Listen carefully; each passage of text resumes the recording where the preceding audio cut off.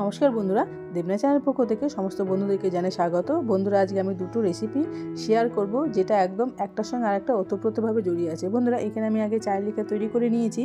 কাবলি ছোলার এই রেসিপিটি তৈরি করার জন্য কাবলি ছোলা নিয়ে নিয়েছি। এটা আমি আগের দিন রাত্রেবেলা ভিজিয়ে রেখেছিলাম, এখন সুন্দরভাবে ভিজে গেছে।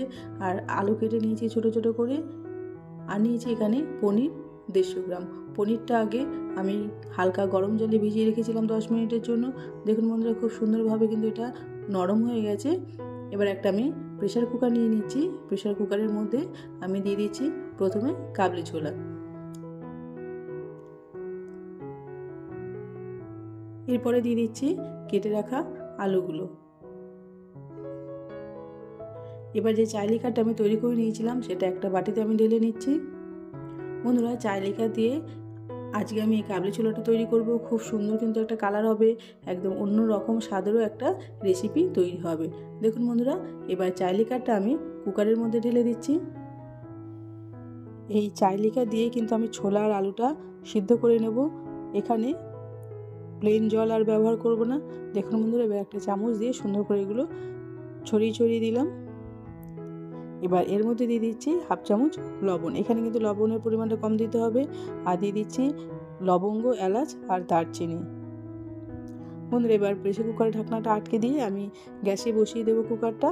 গ্যাসে বসিয়ে আমি 3টে সিটি দিয়েই কুকারটা নামিয়ে রাখবো, কিন্তু কুকারটাকে আমি দমে রেখে দেবো। এবার কড়াইতে পনিরগুলো ভেজে নিচ্ছি। এখানে আমি সর্ষে তেলে রান্নাটা করে নিচ্ছি। পনিরের মধ্যে দিয়ে দিলাম অল্প একটু লবণ, তাই আমি আর অন্য কিছু দিলাম না। পনিরগুলো একটু লাল লাল করে ভেজে তুলে নেব। দেখুন বন্ধুরা, পনিরগুলো লাল লাল হয়ে গেছে। এবার পনিরগুলো তুলে নিচ্ছি।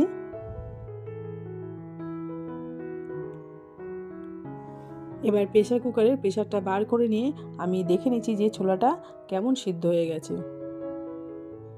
এবার একটা হাতা দিয়ে একটু আলু আর একটু ছোলা তুলে নিচ্ছি। দেখুন বন্ধুরা, এই ছোলার কালারটা কিন্তু একদম চেঞ্জ হয়ে গেছে। এবার দেখে নিচ্ছি ছোলাটা। দেখুন বন্ধুরা, ছোলাটা খুব সুন্দরভাবে সেদ্ধ হয়ে গেছে, আলুটাও কিন্তু খুব সুন্দরভাবে সেদ্ধ হয়ে গেছে। এবার পনির ভাজার ওই তেলের মধ্যেই দিয়ে দিচ্ছি একটা তেজপাতা, একটা শুকনো লঙ্কা ফোড়ন হিসাবে। তেজপাতা আর শুকনো লঙ্কাটা একটু ভাজা হলেই এর মধ্যে দিয়ে দেব ক্যাপসিকাম। আমি এটা ক্যাপসিকাম দিয়ে রান্না করে নেব। ক্যাপসিকামটা দিয়ে দিলাম। এখানে আমি একটা ছোটো ক্যাপসিকাম ছোটো ছোটো করে কেটে নিয়েছি। ক্যাপসিকামটা 2 থেকে 3 মিনিটের মতো ভেজে নেব। ক্যাপসিকামটা ভাজা হয়ে গেছে। এবার দিয়ে দিচ্ছি কিছু গুঁড়ো মশলা, লবণ, হলুদ গুঁড়ো, কাশ্মীরি লঙ্কার গুঁড়ো, জিরে গুঁড়ো আর ধনে গুঁড়ো। এবার শুকনো গুঁড়ো মশলাগুলো ক্যাপসিকামের সাথে ভেজে নেব। দেখুন বন্ধুরা, গুঁড়ো মশলাটা ক্যাপসিকামের সাথে খুব সুন্দরভাবে ভাজা হয়ে গেছে। এবার দিয়ে দিচ্ছি একটা টমেটো কুচি আর 2টো কাঁচা লঙ্কা চেরা। টমেটোটাও মশলার সাথে ভালো করে ভেজে নেব। যতক্ষণ পর্যন্ত না টমেটোটা নরম হচ্ছে ততক্ষণ পর্যন্ত টমেটোটা কষিয়ে নেব। এবার দিয়ে দিচ্ছি একটু হিং। বন্ধুরা, হিংটা প্রথমে দিতে কিন্তু আমি ভুলে গেছিলাম, সেই জন্য হিংটা এখন দিয়ে দিলাম। হিং দিয়ে টমেটোটা খুব সুন্দরভাবে কষিয়ে নেব। এখন দিয়ে দিচ্ছি একটু ধনেপাতা কুচি, পরে কিন্তু আবারও একটু ধনেপাতা দেবো। ধনেপাতাটা টমেটোর সাথে সুন্দর করে কষিয়ে নেব। যত কষানো হবে তত তেল বেরোবে আর খেতেও কিন্তু খুবই টেস্টি হবে। এবার দিয়ে দিলাম একটু আদা কুচি। আদা কুচি দিলে তরকারিটা খেতে কিন্তু খুব টেস্টি হবে। আদা কুচিটাও মশলার সাথে খুব সুন্দরভাবে মিশিয়ে নিচ্ছি। দেখুন মশলাটা একদম রেডি হয়ে গেছে। এবার যে ছোলাটা আমি সিদ্ধ করে নিয়েছিলাম জল সমেত, সেটা কড়াইতে ঢেলে দিলাম। মশলার সাথে ছোলাটা খুব সুন্দরভাবে মিশিয়ে নেব। দেখুন বন্ধুরা, কত সুন্দর কালার হয়ে গেছে। এই কাবলি ছোলার রেসিপিটি কিন্তু গরম গরম রুটি, লুচি বা পরোটার সাথে খেতে কিন্তু খুবই টেস্টি।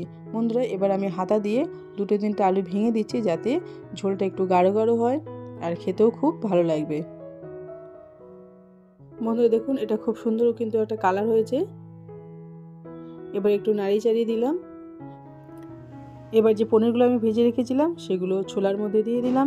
ছোলার মধ্যে দিয়ে এটা খুব সুন্দরভাবে নাড়িয়ে চাড়িয়ে নেব। এবার দিয়ে দিচ্ছি ধনেপাতা কুচি। ধনেপাতা কুচি দিয়ে আর দিয়ে দিচ্ছি কসুরি মেথি, যেটা দিলে খুব সুন্দর কিন্তু একটা গন্ধ বেরোয়। এবার সমস্ত কিছু দিয়ে নাড়াচাড়া করে নিয়ে সুন্দরভাবে ফুটে উঠলে দেখুন বন্ধুরা কত সুন্দর তেল বেরিয়ে এসছে। এটা খেতে কিন্তু খুবই টেস্টি হবে। এবার আমি এটা গ্যাস অফ করে দিয়ে 10 মিনিট ঢেকে রাখছি। দেখুন বন্ধুরা, 10 মিনিট পরে কত সুন্দর কালার হয়ে গেছে। এবারে আমি একটু লুচি তৈরি করে নেব। কিছু আটা নিয়েছি, 1 চামচ সুজি, স্বাদ অনুযায়ী লবণ আর 2 চামচ বেসন আর তেল দিয়ে আমি এটা ভালো করে ময়ান দিয়ে নেব। বন্ধুরা, এই লুচিটা কিন্তু একদম অন্য রকম। এইভাবে যদি আপনারা লুচি তৈরি করেন দেখবেন একদম তেল কম লাগবে, খুব কম তেলে কিন্তু লুচিটা ভাজা হয়ে যাবে। লুচির গায়েও কিন্তু একদম তেল লেগে থাকবে না। এবার একটু জল দিয়ে একটা শক্ত ডো তৈরি করে নেব। বন্ধুরা, সাধারণত যেইভাবে আমরা লুচি খাওয়ার জন্য ডো তৈরি করি তার থেকে একটু এটা শক্ত মেখে নেব। দেখুন বন্ধুরা, এটা মাখা হয়ে গেছে। এবার 10 মিনিটের জন্য রেস্টে রেখে দিচ্ছি। 10 মিনিট পরে আটাটা আমি আরেকটু মেখে নিচ্ছি। মেখে নিয়ে এর থেকে ছোট ছোট লেচি কেটে নেব।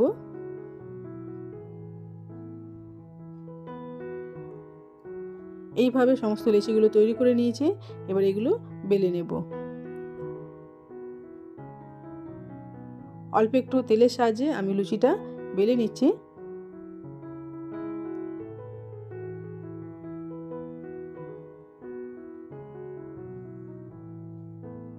বন্ধুরা, এই কাবলি ছোলা আর পনিরের রেসিপিটা কিন্তু লুচি দিয়ে খেতে খুবই ভালো লাগবে। আপনারা অবশ্যই কিন্তু এইভাবে তৈরি করে নেবেন। দেখুন বন্ধুরা, এইভাবে আমি লুচিগুলো বেলে নিচ্ছি। লুচিগুলো খুব পাতলা করে বেলিনি।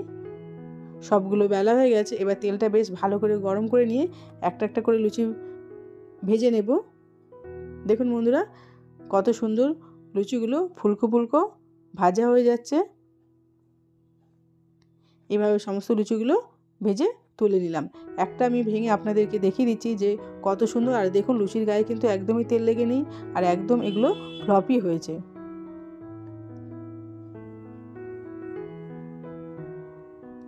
একদম অন্য রকম একটা লুচি। আপনারা অবশ্যই কিন্তু বাড়িতে এটা তৈরি করবেন। এবার আমি প্লেটে সার্ভ করে দিচ্ছি ছোলা আর পনিরের তরকারি আর লুচি। বন্ধুরা, আজকের এই রেসিপিটা আপনাদের কেমন লাগলো অবশ্যই কমেন্টস করে জানাবেন। ভালো লাগলে একটা লাইক করবেন। আর যারা যারা আমার চ্যানেলটি সাবস্ক্রাইব করেনি প্লিজ তারা আমার চ্যানেলটি সাবস্ক্রাইব করে দেবেন। পরে দেখা হবে নতুন একটি রেসিপির সঙ্গে। আজকের মতো টাটা। Thank you.